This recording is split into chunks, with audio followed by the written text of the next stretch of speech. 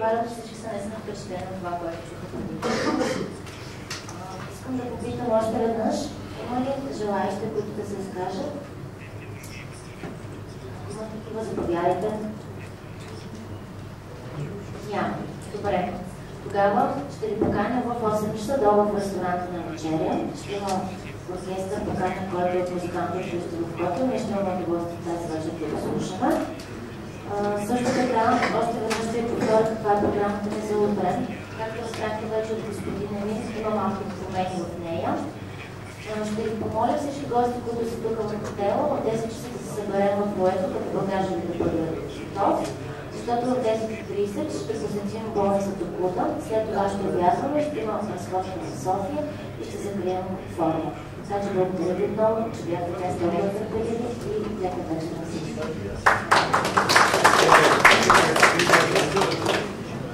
Arkadaşlar, bizim DTGB bizim bir toplantı olacak DTGB üyeler.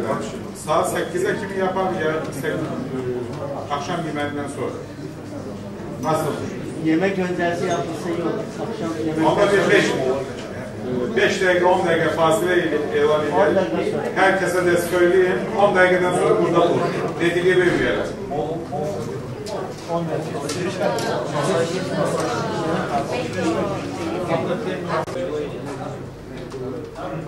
Синхрон нужен кому-нибудь? Нужен, конечно.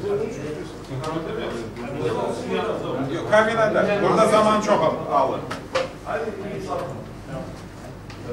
Şey alın. Aparatura, sinkron. Kim Rusça anlamırsa, Türkçe anlamırsa al.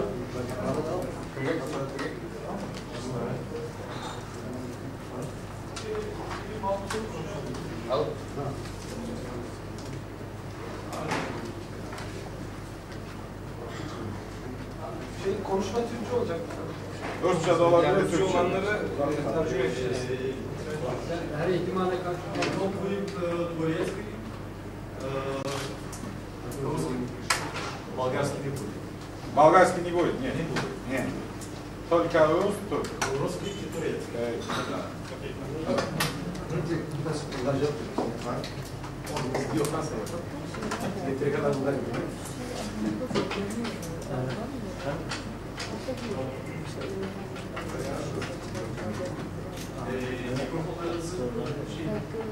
Çalışır. İnşallah.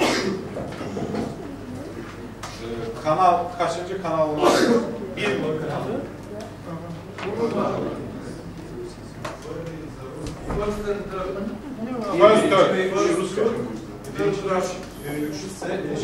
Birinci kanal Türk, ikinci kanal Rusça. Первый турецкий, второй русский. Birinci Rusça, üçüncü Türkçe. Birinci Rusça, üçüncü Türkçe. Tamam. Первый русский, третий турецкий. Tamam arkadaşlar. Bir de herkesin günaydın olsun. Biz biliyorum ki herkes biraz yorulmuş, yorulmadı ama düşünüyorum ki biz bugün çok iyi çalıştık ve inşallah yakın zamanlarda bu çalışmalarımızın neticelerini tez bir zamanda göreceğiz. Bizim öz kendi aramızda bir neçə məsələlər var ki, mən istəyirəm onu biz müzakirə edək. Ondan öncə də kim hansı məsələni önə çəkmək istəyirsə, hansı məsələni biz qurultaya qədər müzakirə etmək istəyirsə, onu da buyurub söyləyə bilərsiniz. Düşünürəm ki, kısaca olaraq mən qurultaydan sonraki bizim fəaliyyətimiz haqqında məlumat verəcəm. Ondan sonra bizim bilirsiniz ki gelen yıl qurultay yılımızdır. Qurultayın həyata keçirilməsi barədə bir fikir mübadiləsi aparaq. Yeni bizim logonun, emblemlə bağlı fikirləri ola bilər ki, bölüşdürək. Genel koordinatı Bilirsiniz ki bizim Yalta qurultayından da önce bir neçə qurultayda koordinatorluqlar meselesi qalmışdı. Ama bütün bu koordinatorların kendilerini de bir koordinasyon eləmək üçün bir genel koordinator bize lazımdır. Onun meselesine bakarız. Saytla bağlı, web səhifəyə bağlı meseleler olacaq. Bundan başka hansı meseleleri istəyirsiniz ki, bugün gündemde müzakirə edək? Başka bir mesele var mı? Gündeme taşımak. Buyurun.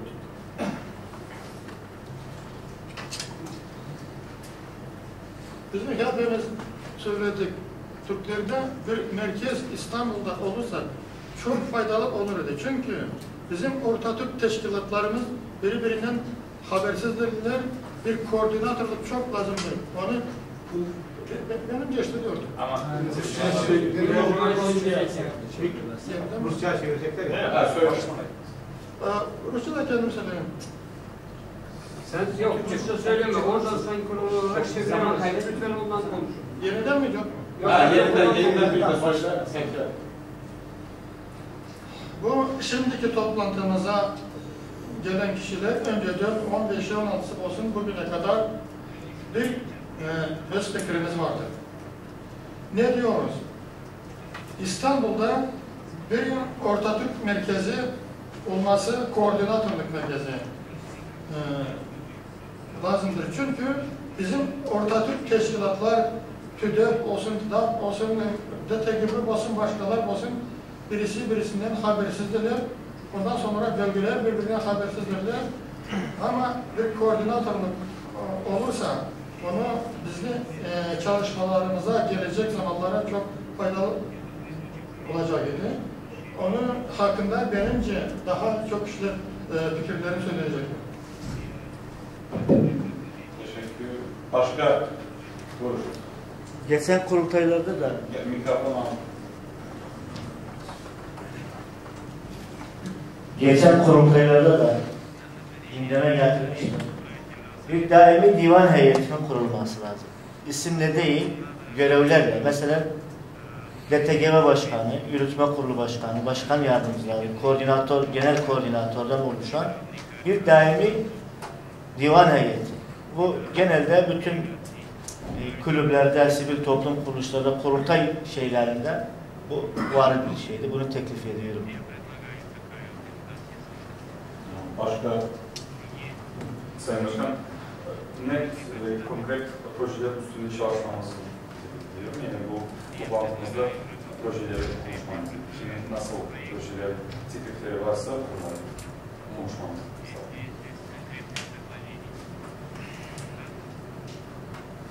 Başka? Buyurun. Ben burada Levent Tembor Bey isimli bir kişinin mesajını etmek istiyorum. Kendisi Transilvanya'da yaşayan Sekerlerin bir dernek başkanıdır. Sekerler hakkında kısaca bir bilgi vereyim ben size. Sekerler resmi olarak Macar olarak geçseler de kendileri Macar olduklarını kaydediyorlar ve Türk soylu olduklarını iddia ediyorlar. Ve kendilerinin Sekerler Macarca konuşuyor, yani bundan teşkil. Fakat Macarcayı Seker harflerinden Göktürk alfabesinin bir türevi olan bir alfabe kullanarak yazıyorlar. Son zamanlarda Türkiye'de de bunlarla ilgili bir kitap çıktı. Atilla'nın torunları Sekerler diye. Aslında Macarca ve Batı dillerinde bunlar hakkında birçok kaynak var. Ve bunların kesinlikle Türk soylu olduğu yönünde fikir birliği var. Bir dahaki kurultaya bu şahsın gözlemci olarak gerekmesini tartışmak.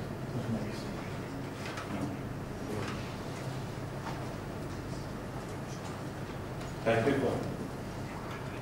Ben teklif olarak şu anda Yürütme Kurulu Başkanlığımız var. Bunun görevlerinin netleştirmesini, görevleri nedir, böyle bir deklar edilsin. Aynı zamanda bizim bence mali işlerden sorumlu bir kurulumuzun olması da lazım. Bizim gelirler ve giderlerin şeffaf bir şekilde olması için bu teşkilatın geleceğinin bekası şimdi önemli bir husus olarak diye düşünüyorum ve böyle bir kurumun da yaratılmasını talep ediyorum. Sağ olun. 2003 senesinde UNESCO somut olmayan kültürel miras sözleşmesini imzaladı. Yani somut olmayan kültürel miraslarımızı nasıl koruyabiliriz? Bunun koruması için bir sözleşme imzaladı. Ve ondan beri 192 UNESCO üye ülkelerinde 120'si bu sözleşmeyi tanıdı. Bunun içinde DTGB üyeleri bütün Türk Cumhuriyetleri bulunuyor. Rusya Federasyonu içinde Saha, Tataristan, Başkurdistan ülkeleri de Rusya Federasyonu altında buna katılabiliyor. Acaba biz DTGB olarak bu somut olmayan kültürel miras projesine çok uluslu tekliflerde bulunmak için ne yapabiliriz? Çok uluslu kültürel miras korunması için. Mesela yanılmıyorsam 2007 senesinde Nevruz Bayramı çok uluslu olarak kabul edildi. İşte Kırgızistan, Kazakistan, Özbekistan, Türkiye, Azerbaycan var bunların içinde. İşte İran, Afganistan'ın yanında bizim ülkeler de var. Acaba bundan sonra bu gibi kültürel miraslarımızı biz Türk Cumhuriyetleri birlikte nasıl sunabiliriz? Tek ulus diyelim işte bir kültürel mirası Türkiye ve Türkmenistan veya Özbekistan tek uluslu olarak değil de biz hep birlikte çok uluslu olarak bunun teklifini sunsak, çok uluslu bir miras olarak korunsa UNESCO tarafından. Zaten ülkelerimizin Kültür Bakanlıkları tarafından bu çalışmalar yapılıyor. Biz bunlara çok uluslu olarak teklifte bulunması için ne gibi yardım edebiliriz? Ne gibi çözüm bulabiliriz bunun için? Teklif olarak. Bizim çok meseleler var ama gözlemamız lazım. Düşünüyorum ki biz konkret meselelere geçerek ve o meseleleri üzerinde.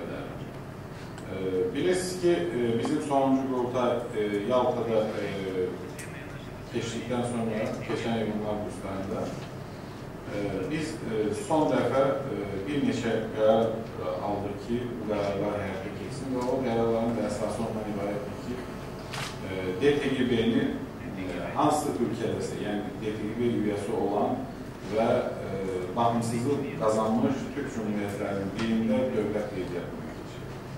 Və biz də Azərbaycanda olduğumuza görə, Azərbaycanda yaşadığımıza görə o zaman heç kəs itiraz eləmədi ki, bu təşkilat Azərbaycan yasalarına görə qeydiyyatdan keçsin. Və düşünürəm ki, Türk dövlətləri içərisində Azərbaycanın həm Avropa ilə, həm sivil toplum örgütlərinin inkişafı baxımından öndə gedən bir ölkədir. Buna görə ki, bugün Azərbaycanda 1000-dən artıq sivil toplum örgütü fəaliyyət göstərir və bunların da əksəriyyəti gənclik təşkilatı olsun, digər təşkilatlar olsun, əksəriyyəti müxtəlif uluslararası təşkilatların üyələridir. Və bizim çox zamanımız getdi. Yəni, avqust ayından təxminən bu ilin mart ayına qədər bu işlərlə biz çalışdıq. Ona görə ki, biz düşünürdük ki, bu DTGB uluslararası bir təşkilat. Bunu Azərbaycan yasalarına görə biz qeydiyyatdan keçirsək də elə bir məsələlər var ki, bu tüzükdə filanda onlar öz əksini tapmalıdır. Və o baxımdan da biz dövlətlə müəyyən qədər danışıqlar apardıq, müəyyən bizim Ədliyyə Bakanlığı ilə razılığa gətirdik ki, o maddələr, o müddəalar, o struktur deyək ki, bu tüzükdə öz əksini tapsın. Düşünürəm ki, biz Azərbaycan dövlətinə də konkret olaraq DTGB ilə ilgili bir büdcə ayrılması üçün təklif də vermişik. Düşünürəm ki, o təklifimiz də qəbul olunacaq. Ona görə ki, biz bugünə kimi hər zaman toplantılar yapmışıq və toplantı dışında heç bir fəaliyyətimiz olmuyor. Amma mən düşünürəm ki, bizim ən çox fəaliyyətimiz olmalıdır. Toplantı 2 sənədən bir olsa da, amma 2 sənənin içərisində biz konkret olaraq, Səidə xanım burada dedi, o kültürlə bağlı, digər insan haqları ilə bağlı, digər məsələlərlə bağlı bizim konkret fəaliyyətlərimiz olmalıdır və o fəaliyyətlərimizi də biz DTGB üyəsi olan ölkələrdə həyata keçirməliyik. Və daha çox, deyək ki, insan kütləsi, gənclər kütləsinin cəlb eləməkdir. Burada kimsə sordu, Muxtar bəy sordu yürütmə kurulunun. Yürütmə kurulunun vəzifələri tüzüyümüzdə var. Yürütmə kurulu reyni qəzetini buraxmalıdır. Yürütmə kurulu müəyyən koordinasiya işlərini həyata keçirməlidir. Yürütmə kurulu deyək ki, indi sitəylə bağlı bəzi görevləri üzərinə götürmüşdür, onu həyata keçirməlidir və başqa məsələlər. Düşünürəm ki, İstanbulla bağlı məsələ də gündəmimizdə var idi və biz bunu uzun zamanlar hər zaman danışırdıq ki, İstanbulda bir mərkəz. Hətta mənim təklifim ondan ibarətdir ki, bu mənim subyektiv fikrimdir. Biz yürütmə kurulunu İstanbula keçirək. Yürütmə kurulu İstanbulda olsun və hər kəsin daha rahat gedib gələ bildiyi bir şəhərdir, həm böyük şəhərdir. Deyək ki, Avropanın, Asiyanın birləşdirən bir şəhərdir. Ona görə orada bizim daha böyük mərkəzimiz olsa, bizim işlərimiz də biraz deyək ki, kolaylaşar, rahatlaşar. Amma düşünürəm ki, bu bizim elə səlahiyyətimiz yoxdur ki, biz bugün tam qərar qəbul edək ki, İstanbula mərkəz plan açmaq. Düşünürəm ki, onu qurultayda biz danışıb həll edə bilərik. Amma qurultaya qədər koordinasiya məsələlərini həll etmək olar və bir kişiyə biz İstanbulda daim oturan və bu işlərlə hər zaman çalışan kişilərdən birinə biz bu görevi verə bilərik. Və düşünürəm ki, biz Yalta qurultayında koordinatorların təyin olunması məsələsi yəni başqan səlahiyyətinə verilmişdir. Düşünürəm ki, Şəmsəddin bəyin indi təklif elədiyi başqanlıq divanı da çox iyi bir təklifdir. Və biz bugün bunu məsələni çözsək və gələcəkdə koordinatorluq məsələlərini də, koordinatorların təyinatını da başqanlıq divanına həvalə etsək, düşünürəm ki, daha iyi olur. Bu məsələlərlə bağlı bir fikir yoxdur ki, mən qısa konkret söyləyirəm ki, zamanımız çox uzanmasın. İllik düşünürdüm ki, biz bundan sonra hər yıl üçün bir plan hazırlayaq. Hansı ölkədə, hansı toplantını yapacaq, yəni Başkanlar Konseyi və qurultay dışında hansı işləri biz görməliyik və ona görə də bugün biz bunu düşünürəm ki, müzakirə etsək də, danışsaq da, amma konkret bir fikir gələ bilmirik. Biz kendi ülkelerimize döndükten sonra biz başkanlık olarak size bir proje göndererek, yani lahiye göndererek, senet göndererek zaten artık ilin yarısı bitti. Yani 5. ayda indi. Yakın zamanlarda da yaz gelir, herkes tətildə olacak. En yakın bizi Qaqauziyada yapılacak o şəhər günü ilə bağlı olan tədbirlər gəlir, yani növbəti tədbir kimi. Biz düşünürük ki, bu ilin sonuna kimi Irak'da bir insan hakları ilə bağlı deyək ki, bu toplantımızın davamı olarak bir toplantı yapabilirik. Mənə bir təklif var idi, sonra yazda Türk dili kursları, ya Türkiye'de ya Azerbaycan, daha çok Türkçe konuşan ülkede ki biz Rusya'dan, diğer ülkelerden gençleri o ülkelere toplayan onlar yani kendi dillerini o ülkelerde eşitmesinler. Ancak diğer ki biz Türk dili öğrenmek isteyirken Türkiye'nin ve Azerbaycan'ın köyünde bir yer bular ve o köyde olan bir ay kalsınlar, Türkçeni iyi öğrensinler. Şəmsəddin bəy Tömər deyilən bir qurum var Türkiye'de, bu işlerle məşğuldur. Düşünürəm ki, biz çalışıb, onunla da irtibata keçib bu məsələni həll edə bilərik. Başqa, yəni zamanımız da azdır, başqa hansı tədbirləri biz düşünə bilərik? Yəni bu tədbirləri də keçirmək üçün sözsüz ki, maliyyə bizim durumumuz olmalıdır, maliyyə bağlı olan bir tədbirlər. Və 3-4 tədbir düşünürəm ki, ilin sonuna kimi biz yəni keçə bilərik. Sitə ilə bağlı. Düşünürəm ki, bizim ən ağırlı yerli sitə məsələsidir və bugün sitə məsələsinə bir son qoymalıyıq. Biz kaç senelerdir toplantılarda bu meseleleri konuşuyoruz ama bugün yine de gelmişiz Sofya'ya, yine site konuşuyoruz. Düşünüyorum ki biz 2 kişiye burada görev verebiliriz ve bugün başkanlar son senedinde de onu biz gösterebiliriz. 2 kişiye, Rafet Bey'e, zaten Rafet Bey'in bu işte hakkı var. 10 seneden artık olan dediği gibi o diğer ki sitesini alır ve kendi yürüdü. Ama bugün düşünen ki kendi yürütmesi de biraz zor. Artık dediği gibi gittikçe biraz büyüyor. Ona göre ona destek vermeye lazım. Ona yardım göstermeye lazım. Bir heyet de, çok heyet de, biz 3 kişiden ibaret heyet oluşturduk ama heyet de çok olan da yani bir şey işimize yarar. Heyetten de kastım benim bölge koordinatörlükleri aynı zamanda internet sitesinin de idaresinde bölge koordinatörlükleri aynı zamanda internet sitesi idaresinden de eğer sorumlu olurlarsa işte aylık, yıllık, haftalık gibi bir zaman çalışma periyotlarında siteye eklenecek, çıkarılacak, işte tanzim edilecek meseleleri de her bölge koordinatörü kendisine bağlı olan yani bölge koordinatörlüğü meselesiyle internet sitesi meselesinin ortak noktası bu. Her koordinatör siteye kendine bağlı olan teşkilatları, kendi sorumlu olan teşkilatların materyallerini de koyup çıkartmaktan yetkili olsun. Böylelikle yani tek bir heyet oluşturmak sıkıntısı da ortadan kalkar. Koordinatörlerin bir görevi de bu olur. Bir bu zaten onsuz da bunu tek koordinatörü bütün üyelerimize biz yani havaliyle belki malumatlar olduğunca yeni malumatlar ülkelerindeki faaliyetlerle bağlı onu siteye koysunlar. Ama 5 kişinin 10 kişinin siteye girip malumat koyması biraz ben bilmem nasıl olabilir. Yani orada bir filtre olması gerekiyor. Orada koordinatörler dönmesi güzel. Yok, koordinatörler de siteye girmek. Sitenin dizaynıyla da ilgili. Yani eğer o master şifre, siteye şey yapılabilen, müdahale edebilen şifre kime verilirse onlar kırıp çıkartabilir.